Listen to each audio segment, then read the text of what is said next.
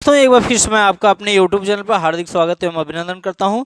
देखिए हम बात करने वाले हैं आरआरबी ग्रुप डी 2025 वैकेंसी की। अब इस वैकेंसी की अगर हम बात करते हैं तो ये वैकेंसी जो भी है, अगर इसमें पोस्टों की संख्या की बात करते हैं, टोटल आपके पास 32,443 पोस्ट यहाँ पे देखने को मिले हैं। सॉरी, 32,438 पोस्ट यहाँ पर आपके पास हैं। तो इसमें ग्रुप डी में नया रूल क्या आया है, नया रूल इसमें क्या लागू होने वाला है, एग्ज़ाम लेट क्यों हो रहा है इसका, और किस तरीके से क्या पढ़ाई करना होगा, यहाँ पे किस तरीके से क्या चीज़ें चल रही हैं, कोर्ट केस का क्या हुआ, तो यहाँ पर सारी चीज़ें हम आपको बताने वाले हैं। तो एग्ज़ाम कब होगा इसकी जानकारी तो देखिए किसी तरीके से अगर बात करें तो किसी को नहीं है। बहरहाल अगर सच्चाई की बात करते हैं तो इसके एग्ज़ाम डेट की एक संभावना मानी जा सकती है, लेकिन सही डेट इसको किसी को नहीं पता है, किसी को नहीं मालूम है। लेकिन यह वीडियो इस तरीके से इसलिए बनाया गया ताकि यहाँ से ग्रुप डी की तैयारी करने वाले लोग एकदम से यहाँ पे डीमोटिवेट हो चुके हैं और वो तैयारी शायद नहीं कर पा रहे हैं। लेकिन इसमें बहुत सारे ऐसे लोग हैं, जैसे कि इसमें कोर्ट केस का मुद्दा क्या था, मुद्दा ये था कि 2019 में जो 1 लाख प्लस वैकेंसी आई थी, उसके पहले यहाँ पर जो बातें थी उसमें ये कहा गया था कि अब इसके बाद वहाँ पर तो 10th लेवल से 10th और आईटीआई उसमें दिया गया था, लेकिन बाद में कहा गया था कि अभी इसमें 10th लेवल नहीं लिया जाएगा, आईटीआई भी आईटीआई के बेस पर ये वैकेंसी होगी। लेकिन कुछ दिनों तक वह पोस्ट जो है पड़ा रहा, बाद में उस पोस्ट को डिलीट कर दिया गया। फिर यहाँ पर फॉर्म भराया जाता है और उसमें स्पष्ट रूप से दी जाती है कि 10th और आईटीआई दोनों भर सकते हैं, तो दोनों लोगों ने फॉर्म भरा। लेकिन अब यहाँ पर आईटीआई और 10th के बेस पर दोनों पे केस चल रहा है, तो यहाँ पे क्लियर नहीं हो पा रहा है कि आईटीआई केवल रहेगा या 10th रहेगा या दोनों रहेगा। ठीक है, तो यहाँ पर कुछ अगर अनुमान की बात करते हैं तो अनुमान ये लगाया जा सकता है कि यहाँ पे वैकेंसी की संख्या बढ़ा करके आधे पोस्ट 10th कर दिया जाए और ट्रेड के आधार पर आईटीआई वालों को दे दिया जाए। तो यहाँ पर इस तरीके से हो सकता है, लेकिन यहाँ पर अगर ऐसे देखा जाए तो फाइट बहुत तगड़ी हो जाएगी, यहाँ पर जॉब पाना बड़ा मुश्किल हो जाएगा। अब इसमें भैया बीटेक वूटेक वाले सब लोग फॉर्म भर देते हैं ग्रुप डी में, लेकिन यहाँ पर जिसके पास बहुत ज़्यादा योग्यता है, ठीक है ना, हालांकि ग्रेजुएट लेवल तक तो ठीक है, जिसके पास बीटेक की डिग्री है, इंजीनियरिंग की डिग्री है, वो लोग भी फॉर्म फिलअप कर देते हैं। लेकिन जब आती है बारी नौकरी करने की तो उनका कंपटीशन तो हो ही जाता है। वो तो लगभग संभावना यही होती है कि बीटेक वाले अच्छा फाइट करते हैं, कर लेंगे। तो यहाँ से बात करेंगे कि अगर इनका चयन हो भी जाता है, जब चयन हो जाता है तो ये लोग का किसी कारणवश अगर कहीं और चयन हो जाता है, नौकरी छोड़ देते हैं।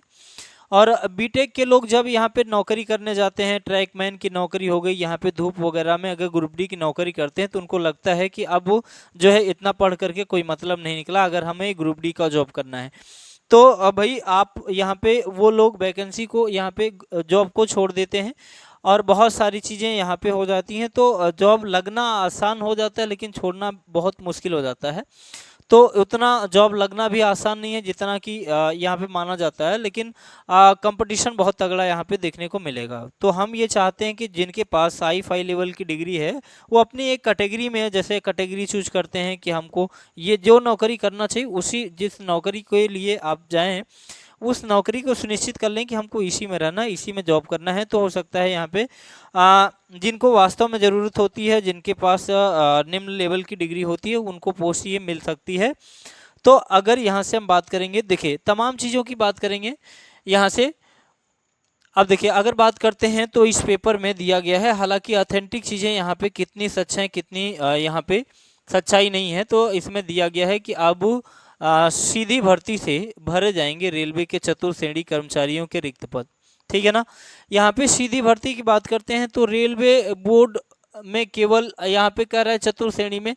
अब यहाँ से जो है चतुर्थ श्रेणी में यहाँ पर रिक्त पद भरे जाएंगे, जो कि यहाँ से सीधी भर्ती होगी। तो इसमें सीधी भर्ती तो हो ही रही है, कौन सा इसमें सीधी भर्ती नहीं हो रही है।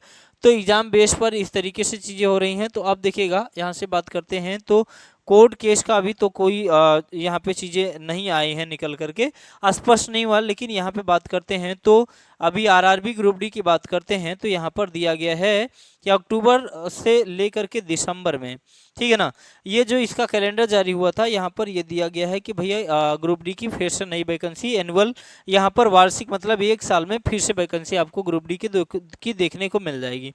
लेकिन क्या यह संभव है? अगर आपने पुराना एग्जाम कराया नहीं हुआ है लेकिन फिर से वैकेंसी देने की बात कर रहे हैं तो यह बात थोड़ी सी कम सटीक बैठती है, क्योंकि पिछला एग्जाम हुआ नहीं और अगली वैकेंसी की तैयारी।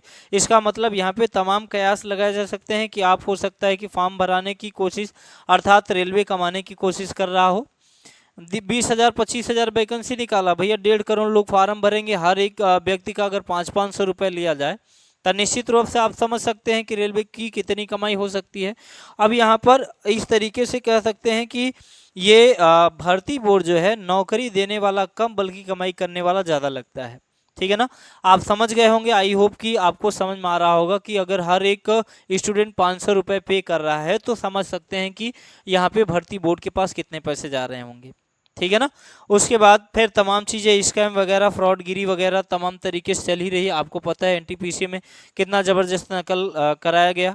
ठीक है, अभी अंडर ग्रेजुएट लेवल की फंसा हुआ है। तो यहाँ पे बात करेंगे कि एग्ज़ाम कब तक होगा। देखिए, दरअसल इस पर कुछ कहा नहीं जा सकता। यहाँ पे अगर हम बात करते हैं तो एसएससी का जो यहाँ पे एसएससी का जो एग्ज़ाम अभी लगेगा, जो एग्ज़ाम चलेगा, तो भाई आप यहाँ से कह सकते हैं नवंबर दिसंबर तक तो कोई बात ही नहीं है। आप कह सकते हैं दिसंबर से लेकर के जनवरी तक में यहाँ पर इसका एग्ज़ाम हो सकता है। इसका एग्ज़ाम संभव है कि एग्ज़ाम हो जाए। ठीक है ना, इसका एग्ज़ाम यहाँ से कंडक्ट करा लें। अब यहाँ से बात करेंगे केस का क्या हुआ, तो इसके केस में क्या चल रहा है, केस की चीज़ें क्या चल रही हैं। तो अभी इसमें स्पष्ट नहीं हुआ है कि केस में क्या होगा। केवल 10th वाले एलिजिबल होंगे या ITI वाले होंगे या दोनों को रखा जाएगा। अभी इस पर कोई चर्चा नहीं हो रही है, अभी इस पर कोई ठोस कार्यवाही नहीं हुई है। आप ये कह सकते हैं कि क्या नई भर्ती आ पाएगी, जो इन्होंने बोला है कि नई वैकेंसी आएगी या नहीं आएगी। तो नई वैकेंसी आप कह सकते हैं कि जैसे अभी ALP में हुआ कि ALP का पुराना एग्ज़ाम हुआ नहीं था, नई वैकेंसी के बारे में बात की गई, हालांकि एग्ज़ाम ALP का करा लिया गया, नई वैकेंसी भी आ गई। तो ऐसा हो सकता है, लेकिन ऐसा लग रहा है, होना बड़ा मुश्किल है। ठीक है ना, कि एग्ज़ाम ना हो। हाँ, एग्ज़ाम हो जाएगा, जैसे ही ग्रुप डी का एग्ज़ाम हो जाएगा वैसे ही फिर से अगली वैकेंसी यहाँ पे आपको देखने को मिलेगी।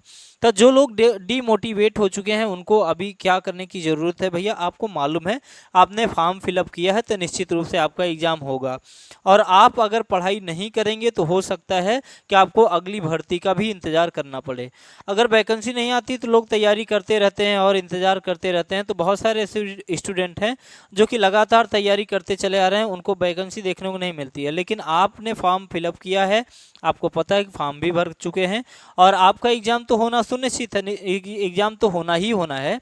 तो आप लोग निश्चित रूप से आप बढ़िया तरीके से कहीं से भी पढ़िए, ऑफलाइन पढ़िए, ऑनलाइन पढ़िए, सेल्फ स्टडी करिए, जहाँ से जैसे मन करे जिस तरीके से आप पढ़ पाइए। हालांकि आजकल सोशल मीडिया का ज़माना है और सही तरीके से अगर उपयोग करें तो आपको यहाँ से बहुत तगड़ा लाभ मिल सकता है, बहुत तगड़ा फ़ायदा मिल सकता है। लेकिन सोशल मीडिया पे लोग बकवासबाजी ज़्यादा करते हैं और काम की बात कम करते हैं।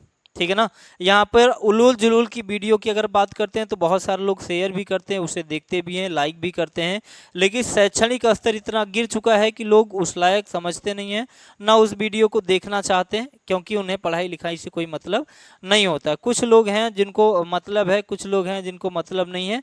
तो भैया, जिनको लगता है कि ये आपके लिए वीडियो है, अगर आपकी दृष्टि से ये जानकारी अच्छी लगती है तो आप लोग वीडियो को लाइक ज़रूर कर सकते हैं, सब्सक्राइब कर सकते हैं, मर्जी हो तो कर सकते हैं, नहीं तो कोई ज़रूरी नहीं है। ठीक है ना, चलिए, तो हम लोग यहाँ से बात करेंगे। तो आपको जितने लोग भी ग्रुप डी में फॉर्म फिलअप किए हैं उनको आप अच्छे तरीके से आप तैयारी कीजिए, पढ़ते रहिए मन लगा के, ताकि एक बार में आपका सिलेक्शन हो जाए, अगली भर्ती का इंतज़ार करना ना पड़े। ठीक है ना।